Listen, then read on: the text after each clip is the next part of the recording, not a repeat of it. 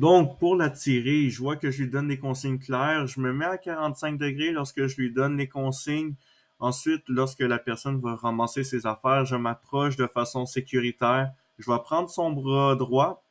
Ensuite, je vais me mettre derrière lui. Maintenant, je vois que la personne y avance sans que je lui dise la consigne. Donc, je me laisse aller. Ensuite de ça, je vois que quand il tire, je me laisse mou. Si j'aurais dû prendre de la stabilité. Par contre, pour la prise, je vois que je lui donne des consignes, main sur la tête, écarter les pieds.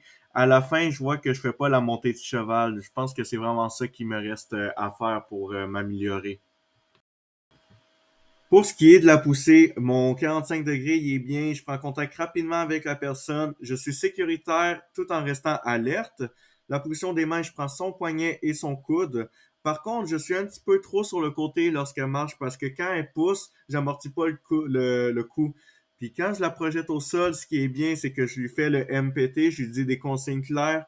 Mon position est stable au côté droit de la personne. Par contre, j'aurais dû mettre plus de pression au niveau de l'épaule à l'aide de ma jambe qui était sous son coude afin de créer une douleur. Pour le dégager, ma position de 45 degrés est bien faite. Je m'approche de façon sécuritaire. Par contre, lorsque je prends contact avec la personne, mes coudes sont trop pliés. J'aurais dû les tendre encore plus. Je lui dis des consignes claires d'avancer.